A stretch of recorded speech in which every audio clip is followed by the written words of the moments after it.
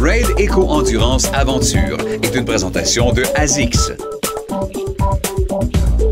Letiga et Arbre Aventure.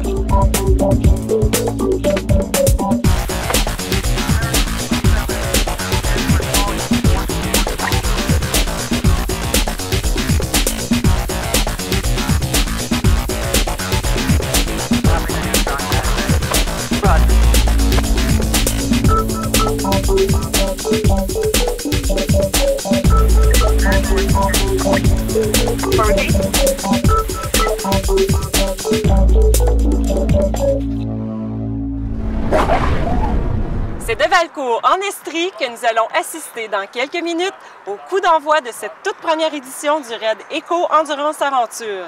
J'ai à mes côtés M. Jean-Thomas Boily, organisateur de cet événement. Bonjour Jean-Thomas. Bonjour. Jean-Thomas, j'aimerais ça que tu nous expliques qu'est-ce qu'un Raid Eco Endurance Aventure? Le Raid Eco Endurance Aventure, c'est 225 km de parcours extrême qui va se faire en équipe de 4 personnes, soit mixte, hommes ou femmes. Puis ça se déroule sur 3 jours tout au long du week-end à travers l'Estrie. Alors, toute une aventure! Ah oui, c'est une grande aventure qui attend tous les athlètes. Puis je pense qu'ils sont assez fébriles à quelques minutes du départ. Merci Jean-Thomas. J'ai également à mes côtés Daniel Poirier, autre organisateur de cet événement. Bonjour Daniel. Bonjour. Daniel, j'imagine qu'à quelques minutes du grand départ, on doit se sentir très fébrile et très excité. C'est certain que c'est un peu énervant quand on voit toutes les équipes se préparer pour le départ. On a des équipes qui viennent de la France, du Mexique. On a parmi les meilleures équipes canadiennes qui sont ici. Donc oui, c'est un peu énervant. On a toujours hâte de voir comment ça va se passer au niveau de la première partie du parcours. Et si on parlait maintenant des équipes en présence cette année à cette première édition? On a des très bonnes équipes québécoises qui vont avoir certainement l'avantage du terrain, mais on a aussi 3 très bonnes équipes mexicaines qui sont parmi les meilleures équipes en Amérique du Sud, dans la zone américaine. Et on a un très bon coureur français qui est 5e sur la Coupe du Monde, qui joint une équipe québécoise. Donc, on peut s'attendre à une lutte acharnée pour ce parcours extrême de 225 km. Bien, merci Daniel. Merci beaucoup. Restez des nôtres dans quelques instants, le coup d'envoi de cette première édition du Raid Eco Endurance Aventure.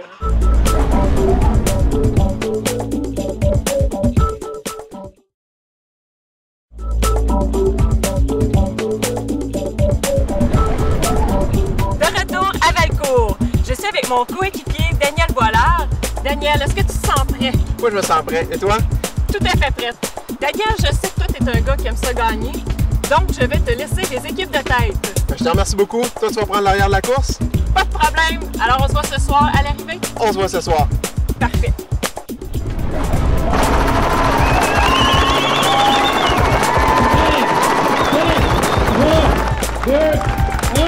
C'est parti!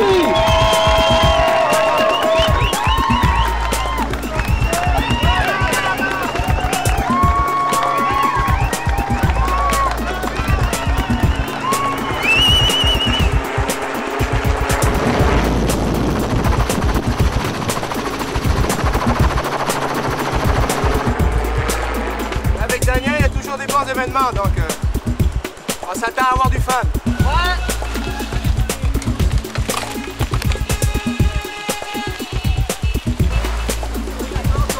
Checkera, il y a bien des équipes qui ont embarqué sur le 43 dans le village. On commence à descendre. Il est là. Il y a un chemin qui descend là. Well, if we go down unless we go back and get this one and do that. ¿Vamos derecho o hacia la izquierda? Sí. ¿Derecho? Camino a Grand Brompton, de 222. No izquierda. Derecho, derecho. Daniel, on est maintenant au point 4 et 5. Les coureurs viennent de partir de transition 1. Peux-tu nous dire qu'est-ce qu'ils vont rencontrer jusqu'au point où nous sommes? OK, là, les coureurs ils vont arriver du sommet, puis ici, dans le marais, les coureurs vont aller chercher checkpoint 4 et 5. Ils vont devoir nager dans un marais d'1,5 km pour aller chercher les checkpoints qui sont au centre du marais.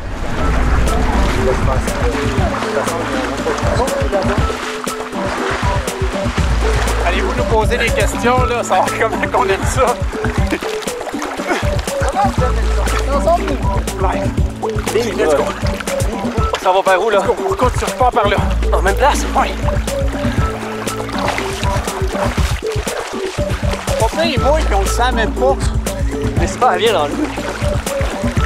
touches au fond, toi? Avez vos gants pour le tracking. Section 5, section 4. Oui, ça, on en aura besoin. Hein? OK. C'est l'équipe de Facto. Ils se consultent pour maintenant aller au prochain point. Ils s'en vont au Marais.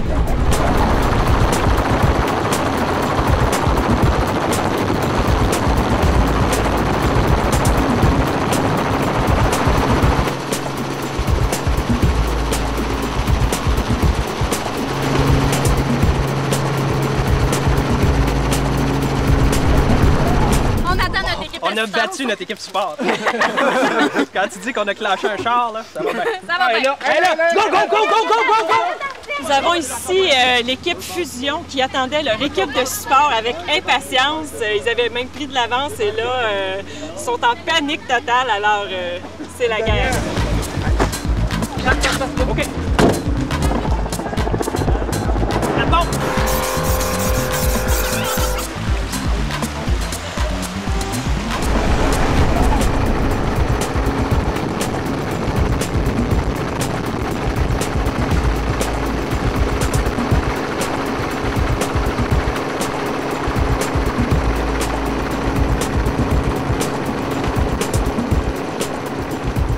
Daniel, on est maintenant sur le lac Brompton. Peux-tu me dire vers où est-ce qu'on se dirige? Présentement, on se dirige au bout du lac Brompton où est-ce qu'il y a une falaise. Les athlètes vont devoir se rendre là. C'est 6 km de la dernière transition. Ils vont devoir se rendre là pour faire un saut d'environ 10 mètres.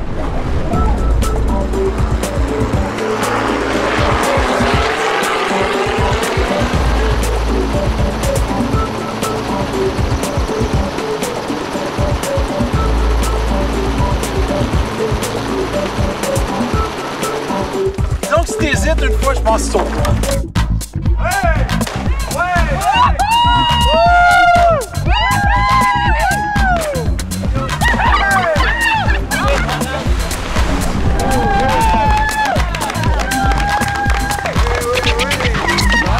C'est le sentier à l'est du lac Larouche, le PC4 est situé au sommet de la petite montagne. Donc on s'en va au sommet.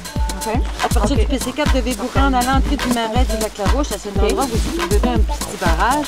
À partir de ce petit barrage, ben là, on nage. On a PC5, PC6. Bon, donc on s'en va en haut de la montagne, le PC4, on va s'en passer. Parfait.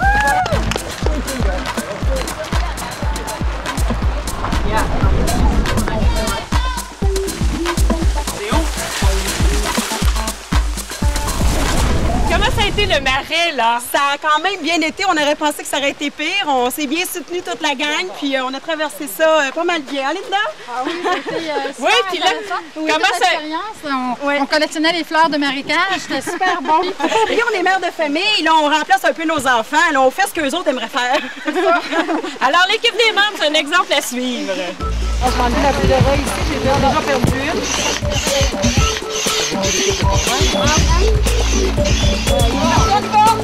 On mange encore les sandwichs. On donnait le temps d'arriver en haut. OK, on n'est pas encore rendu. Ça. Excusez-nous.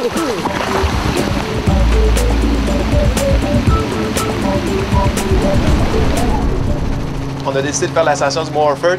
On a décidé de prendre la voie facile. Peux-tu nous parler qu'est-ce que les coureurs ont eu droit jusqu'à maintenant? Jusqu'à maintenant, les coureurs, ça fait présentement 5h30 qu'ils sont en compétition. Ils ont dû faire du vélo de montagne, nager un marais de 2 km, faire 8 km en canot, sauter une falaise d'environ 11 mètres. Puis présentement, ils font la section la plus physique de la journée. C'est une course à pied de 15 km dans le sentier d'Estrie, le sentier des Crêtes ici, qui a environ 600 mètres de dénivelé. Nous, on a la chance de prendre des gondoles aujourd'hui pour aller rejoindre les leaders de la course à la montagne en haut. Puis ces leaders-là, environ combien de temps il leur reste pour courir avant d'arriver jusqu'à l'arrivée à Eastman? Une fois qu'ils sont rendus au sommet ici, il leur reste environ 2 heures pour arriver à leur première étape, leur première journée, à l'entour de 19 heures. Mais il faut savoir que les dernières équipes vont arriver à 2 heures du matin. Là, avant de redescendre, on va s'assurer de power up parce qu'on est pas mal claqué tout le long. 7 heures. On va se rendre en bas, puis après ça, le vélo, ça va changer de mal de place un peu. Ça a bien été. Deuxième équipe à franchir le sommet du Mont Orford. That was a good move! Puis, vous avez très bien remonté ça, je pense? Oui! On est chanceux. On a fait un gamble tout à l'heure. On s'est dit, ils vont tous nous avoir dépassés.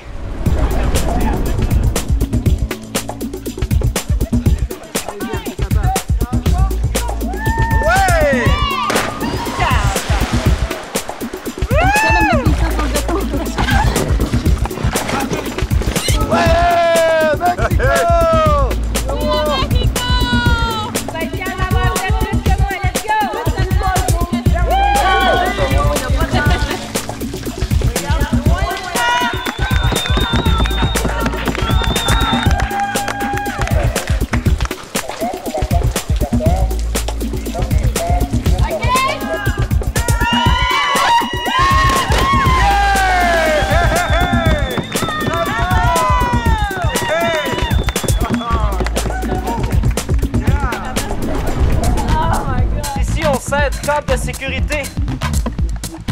OK? Deuxième partie, balançoire. Une main sur la...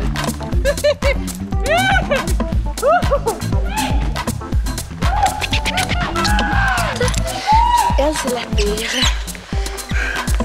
Pour l'équilibre, là. Ah, c'est ce qu'elle est douce, celle-là. J'ai déjà fait, C'est les câbles en acier.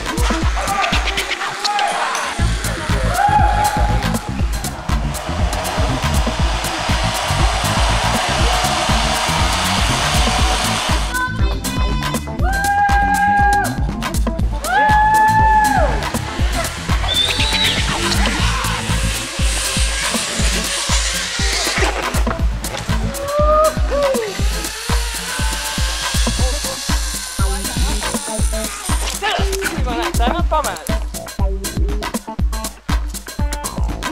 Et David, comment tu apprécies ton parcours? C'est écœurant. C'est vraiment le fun. Puis on est une bonne équipe, on se tient. L'organisation est super. Fait que ça fait en sorte que c'est une course qui est vraiment le fun jusqu'à date.